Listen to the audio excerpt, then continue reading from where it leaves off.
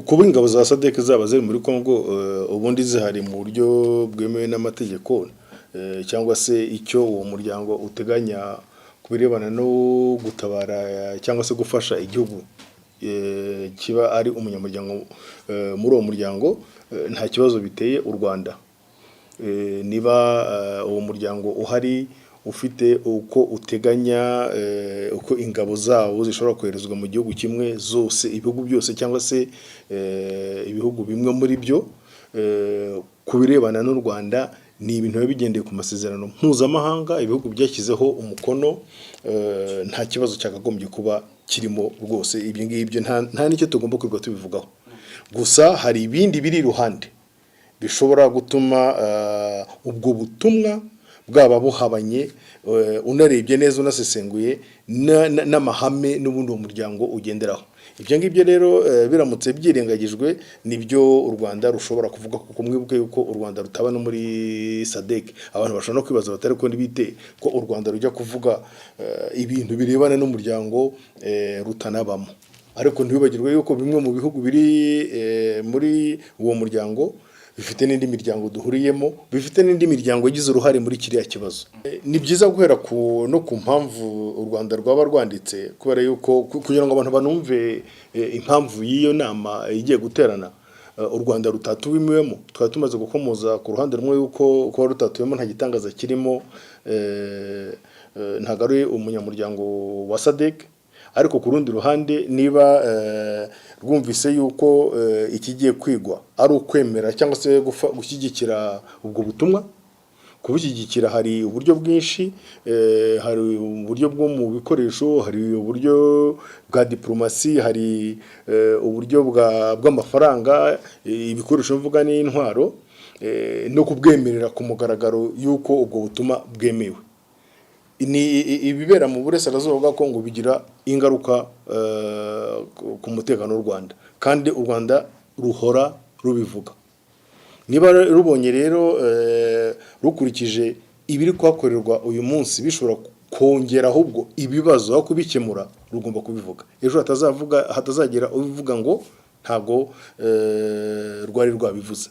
Ikindi kandi iyi misiyo cyangwa se ubwo butumwa bugiye kwigwaho ngo bwemezwe ndetse bube bwanahabwa imfashanyo cyangwa se ubufasha ese bisobanuke neza ko n'ubundi hari ubutumwa bwo gukemura ikibazo mu rwego rwa politike mu rwego rw'ibishyikirano mu rwego rw'ibiganiro buciye mu masezerano ya Rwanda na Nairobi buvuyeho kuko ubutumwa bwo buje ni ubutumwa buje kurwana ndetse burimo bunarwana.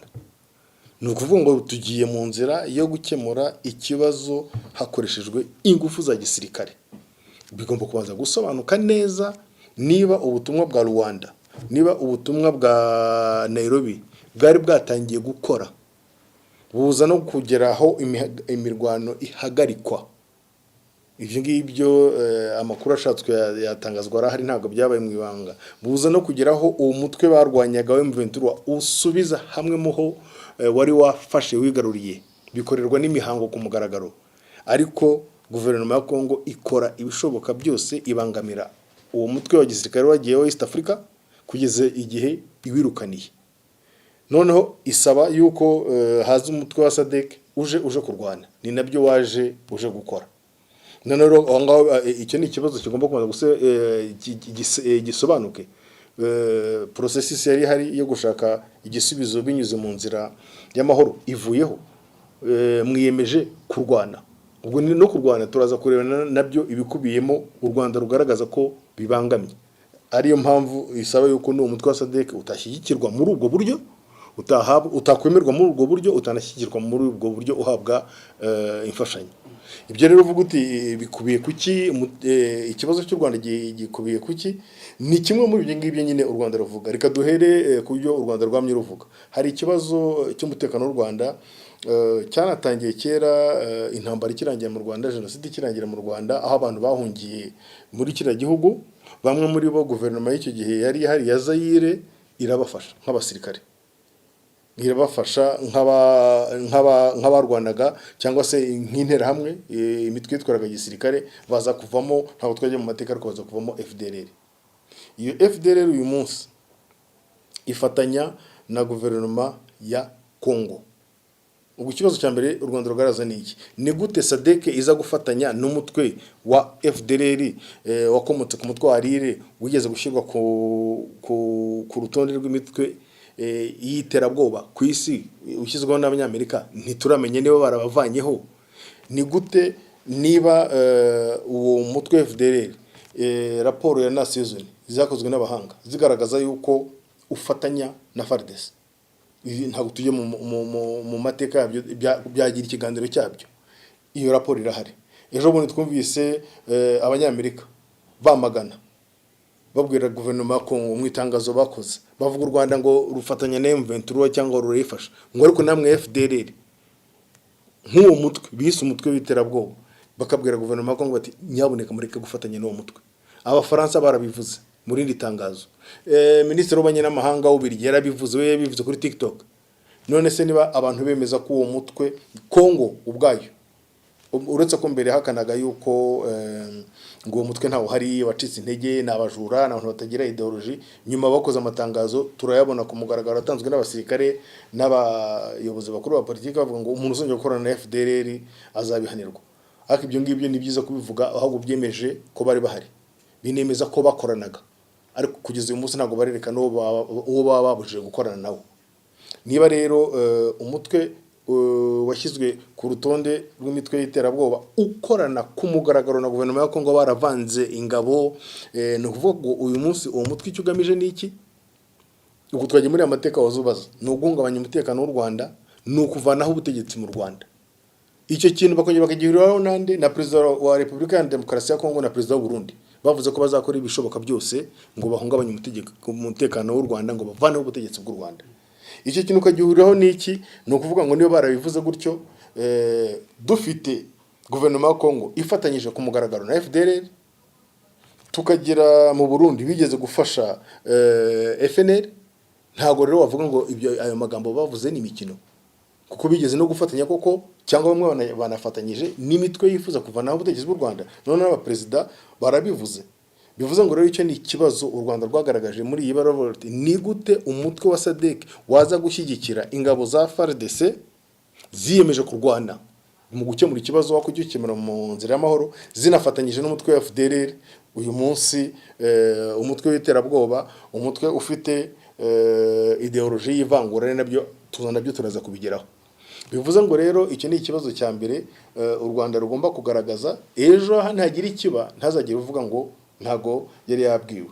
Icya kabiri, hari FARDC ifatanyije n'abacanshuro n'amercenaires, ibyo ntawe ukibihakana, baranazwe baravuzwe.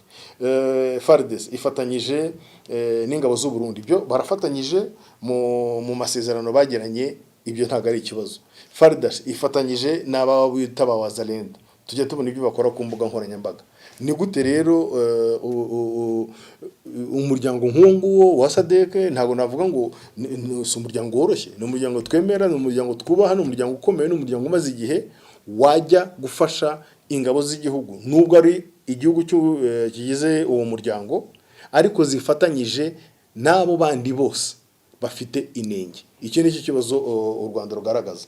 Ubwo rugarutse kuri iki kibazo cy'umutekano cy'u Rwanda bituruka he, bikomoka he? Uyu munsi se niba twarabibonye neza yuko na Perezida wa Repubulika ya Demokarasi ya Congo yarabyigambye ati dusige dufite intwaro, amadrone, dufite amahelikopteri yo kurasa, dufite indege za gisirikare zo kurasa, intwaro twaraziguze. Bivuze yuko niba ufite ibyo bitwaro wabonye bikomeye, n'intwaro zisanzwe urazifite. Niba ufite izo ntwaro zisanzwe nka FARDC urazifite, nka FARDC ifatanyije na FDLR, na FDLR irazifite. Niba ufite aho batoreza, niba ufite aho bavuriza, niba ufite nabo barabifite.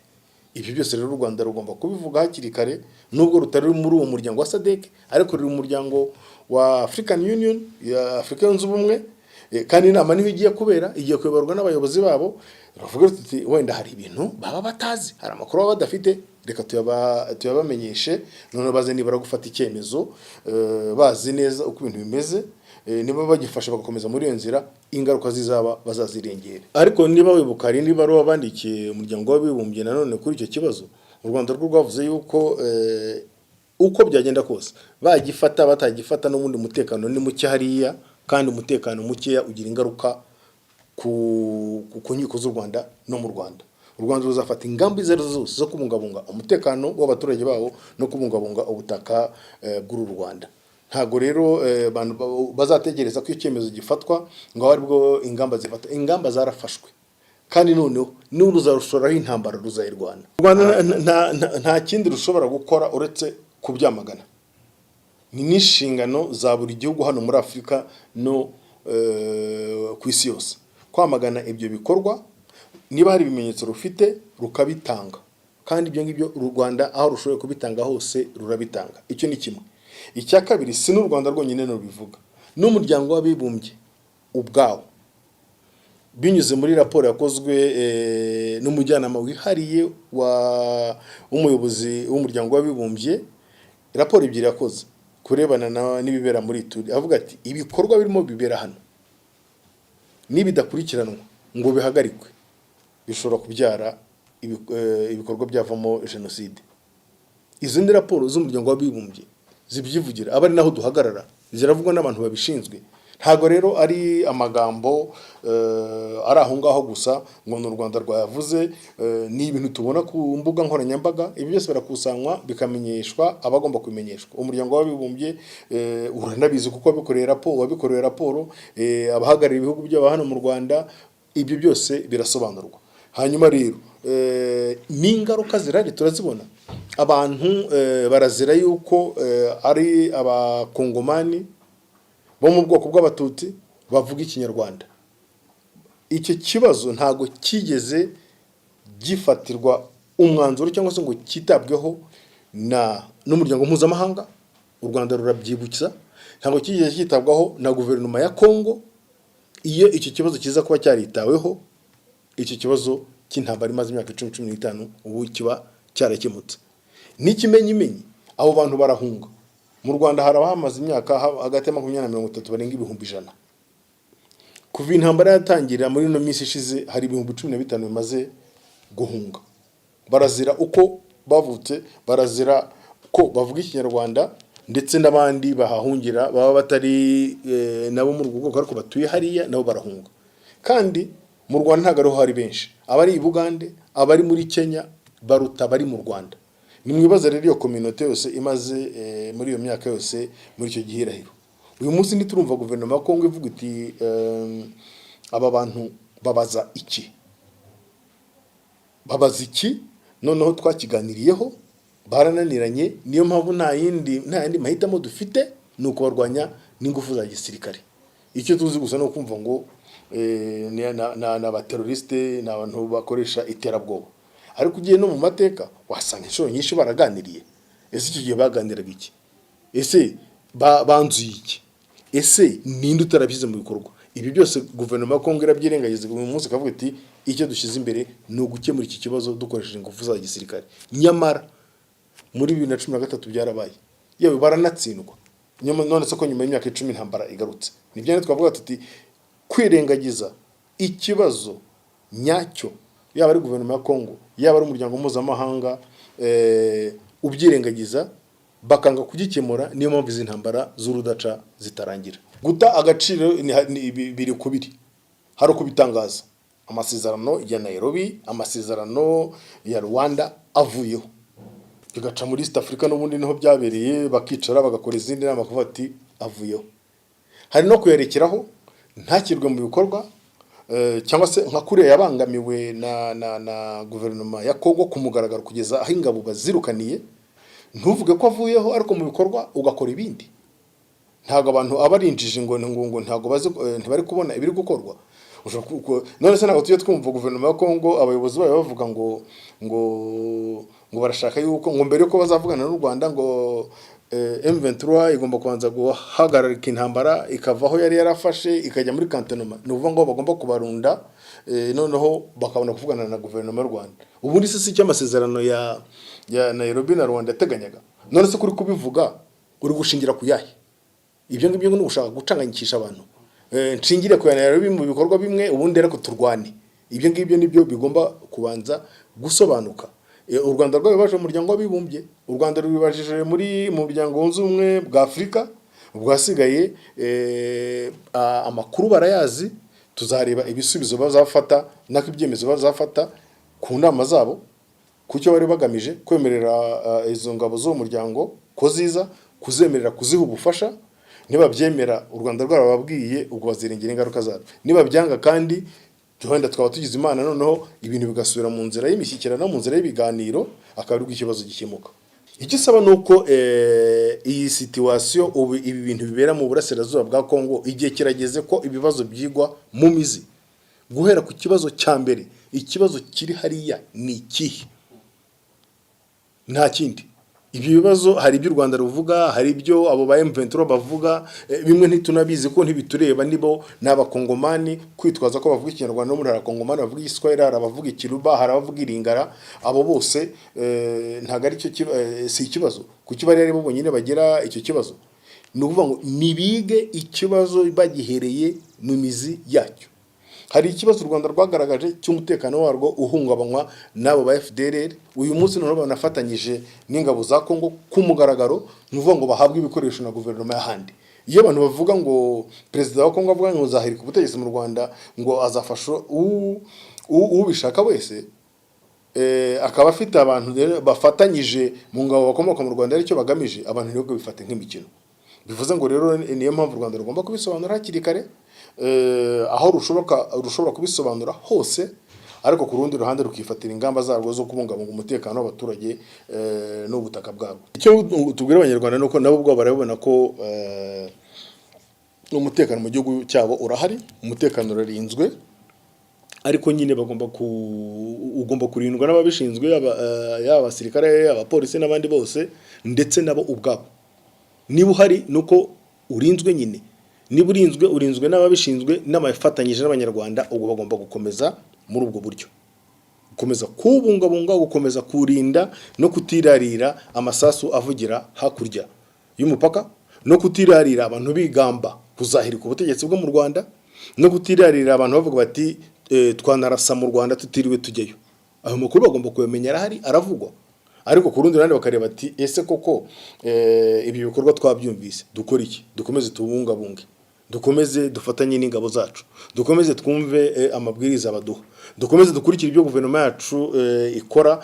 Turanabona yuko niba hari n'ibibazo ibitangaza hakiri kare ku mugaragaro, kandi ejo nibiba ngombwa tuzawuharanira. Ibyo ngibyo ntabyo kwirirwa abantu babishidikanyaho. Ku rundi ruhande ni uburenganzira bwa guverinoma ya Kongo yo kugirana imishyikirano n'umuryango wari wose, yaba uwo urimo cyangwa undi wari wese, ngo bafashe gukemura ikibazo. Ariko inama nziza yabaye gukemura iki kibazo mu buryo bw'iganiro, mu buryo bw'amahoro, kuko intambara itwereka yuko igihe cyose barwanye ntabwo ikibazo kirakemuka, kandi imyaka imaze igiye kuba 15 cyangwa 20. Noneho rero kuri ziriya ngabo ziza kuza n'uburenganzira bwabo, no kuza bafite misiyo yo kurwana n'uburenganzira bwabo, ariko inama twatanga nuko ahubwo baza baje gukiza iki kibazo mu nzira y'amahoro. Kuko abantu baje kurwanya, baje banabivuga bamwe mu basirikare buriya muryango, ko baje gusubiza umututsi iwabo w'umututsi w'umukongomani ni hehe, uhamaze ibisekuruza 2, 3, 4, 5, ko tuzi impamvu yagiyeyo n'uburyo yagiyeyo kubera amateka, n'abagiye bagiye mu kazi. Ibyo byose birazwe. Urababwira ngo urirukana umukongomani agiye iwabo hehe?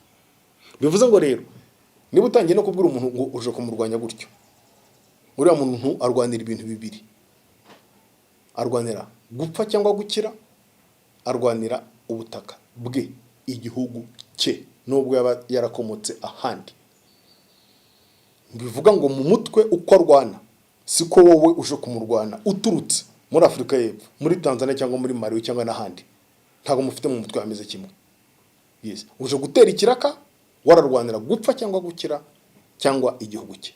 Bivuze ngo rero iyi ntambara niba biyemeje kujya mu nzira y'intambara imaze imyaka 10-15, simbona impamvu ariko wongeraho umwaka umwe intambara irarangira. Ikintu gifite akamaro uyu munsi no kubanza nuko uyu muryango wunze ubumwe bwa Afurika, nuko uyu muryango wa Sadc bumva yuko iki kibazo bakijya mu mizi, bakareba igihe kimaze kinyura mu ntambara, bakabanza bakimbaza impamvu kuki cyamaze igihe cyose kinyura mu ntambara ntigikemuke, none tukaba tugikongeraho indi ntambara. Ibyo ngibyo bakabisesengura bakabona yuko niba ajya muri iyo nzira ni intambara ntabwo ishobora gusa kuba uyu munsi tugira amahirwe, ntabwo gita amahirwe nk'abanyarwanda ko itarambuka, cyangwa nubwo rimwe hajya haba ibitero cyangwa kurengera umupaka, abasirikare barenze ngo bibeshye basinze cyangwa bagize bate kurasa rimwe na rimwe amabombe. Icyo nita amahirwe nuko atari ibintu byari byaba ngo bivemo intambara ikomeje. Ariko iyo ntambara ikomeje irashoboka hagati y'ibihugu byombi, hagati yabo bashaka ngo umutekano. Intambara ikomeje irashoboka ko yanakongeza akarere kose. Ibyo byose birashoboka. Niyo mpamvu u Rwanda ruvuga hakiri kare ruti nyabuneka dore nubwo mugiye kubafasha, dore ibibazo birimo bituma mutabagakwiye kubafasha muri ubwo buryo. Ibi byakabaye byiza rero nkuko nari bivuze mu kanya, iki kibazo cyo gisuzumwe mu mizi icyari cyo kigashakirwa umuti mu nzira y'ibiganiro, mu nzira y'amahoro. Nicyo kintu kizabikemura. Nayo intambara n'uyu munsi ushobora kuza ko noneho wagize amahirwe ukabona ingufu bidasanzwe ukabatsimbura, urabatsimbuye baranahunze nkuko twabivuze, bari muri Kenya, bari muri Tanzania, bari Uganda, bari mu Rwanda, bari no muri Amerika nahe hose. Nyuma y'imyaka 2, 3, 5 bakisuganya, intambara kongera ikarota nkuko byahoze si rimwe se kabiri se gatatu bibaye. Umuntu yanakwibaza impamvu tutanabikuramo isomo muri ubwo bunararibonye bwose.